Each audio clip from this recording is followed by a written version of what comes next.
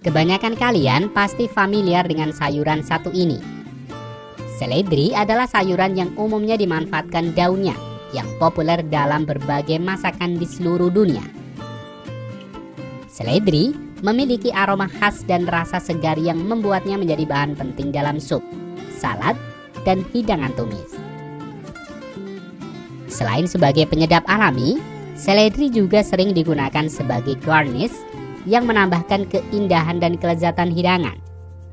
Namun ternyata ada juga jenis seledri celerica yang dimanfaatkan akarnya.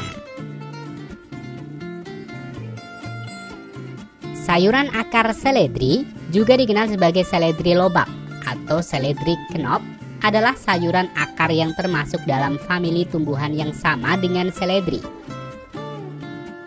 Walaupun jenis sayuran akar kurang dikenal, namun sangat bermanfaat dalam masakan. Akar seledri ini memiliki bentuk bulat dengan kulit kasar berwarna coklat. Sementara bagian dalamnya berwarna putih krem dengan tekstur renyah dan rasa yang kaya dan aromatik.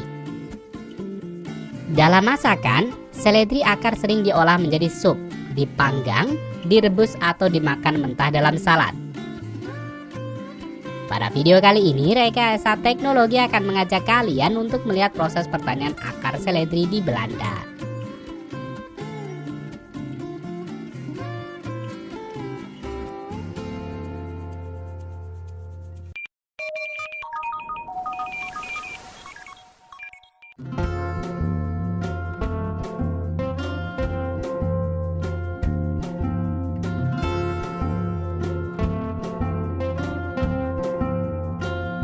Walau disebut dengan nama akar seledri, sebenarnya sayuran akar seledri ini bukan berasal dari akarnya, melainkan batang tanaman seledri yang membesar. Sementara rasa akar seledri ini mirip dengan seledri daun, hanya saja memiliki rasa yang lebih manis dan pedas. Seledri akar kaya akan serat yang membantu pencernaan dan menjaga kesehatan usus. Selain itu, seledri akar mengandung vitamin C yang berperan sebagai antioksidan dan mendukung sistem kekebalan tubuh, serta vitamin K yang penting untuk kesehatan tulang. Mineral seperti kalium dalam seledri akar membantu mengatur tekanan darah dan fungsi jantung. Proses pertanian akar seledri di Belanda dimulai pada awal musim semi, sekitar bulan Maret, ketika tanah mulai cukup hangat untuk ditanami. Pertama, lahan dipersiapkan dengan menggunakan traktor yang dilengkapi dengan rangkaian garpu bajak. Pembajakan ini bertujuan untuk membalik tanah dan mencampurkan sisa tanaman sebelumnya ke dalam tanah. Pembajakan ladang ini biasanya memerlukan waktu sekitar 1 hingga 2 minggu.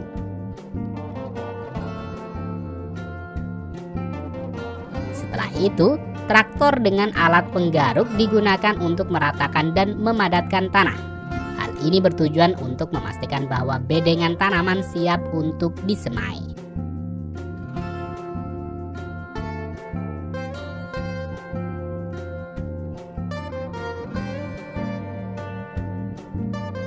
Sementara itu, di rumah kaca bagian pembibitan, pekerja akan mulai menyiapkan media tanam dan bibit untuk mulai penyemaian. Semai tripod akan ditata dan diletakkan pada conveyor untuk melewati mesin yang akan mengisi tripod dengan media tanam yang berisi tanah, kompos, dan serabut kelapa. Berikutnya, tripod yang sudah terisi akan diberi lubang dan disirami dengan air. Selanjutnya, semai tripod yang berisi media tanam kemudian dibawa ke mesin seledri shearing mesin untuk diisi bibit seledri. Benih seledri ini membutuhkan waktu lama sebelum akhirnya dapat ditanam di ladang. Sehingga proses pembibitan ini harus dilakukan jauh hari bahkan sebelum mesin traktor pembajak diturunkan.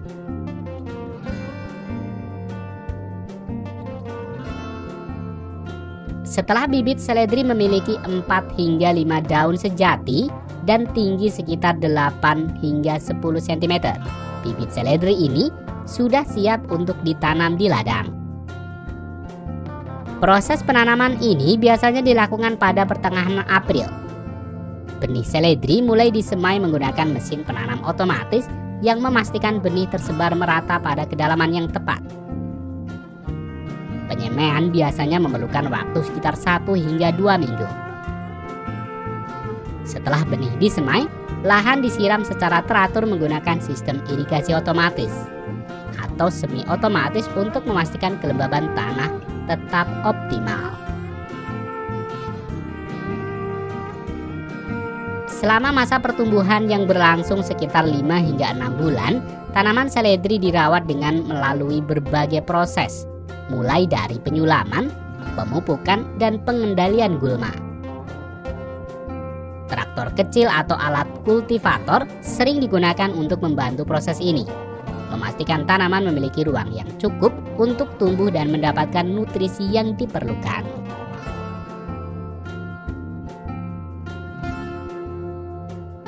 Pada bulan Oktober atau November, ketika akar seledri sudah mencapai ukuran optimal, panen akan dapat dimulai.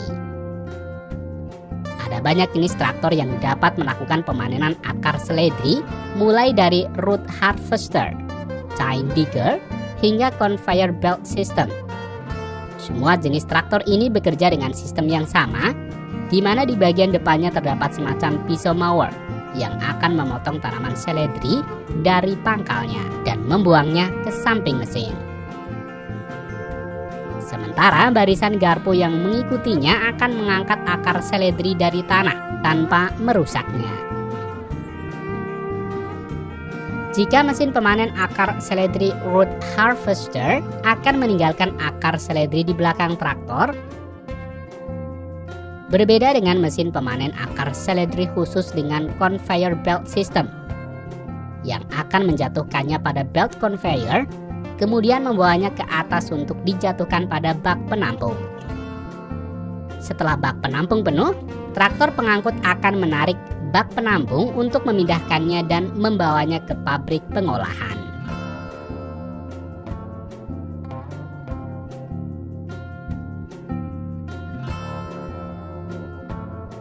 Berikutnya, di gudang pengolahan, pekerja akan menjatuhkan akar seledri ini ke belt conveyor yang akan membawanya ke proses selanjutnya.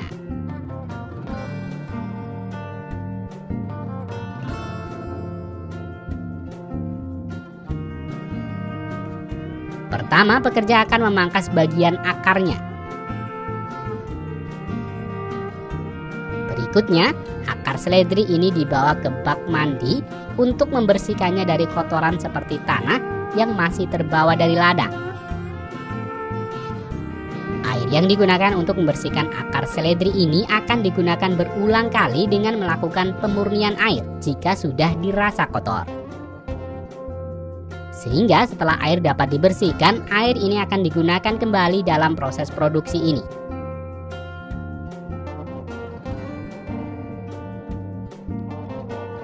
Sementara itu, akar seledri yang sudah bersih akan disortir sebelum akhirnya dikemas dalam berbagai ukuran dan kemasan. Akar seledri ini harus disimpan dalam kondisi dingin untuk menjaga kesegarannya. Hal itu juga mengapa para pekerja ini menggunakan pakaian yang tebal.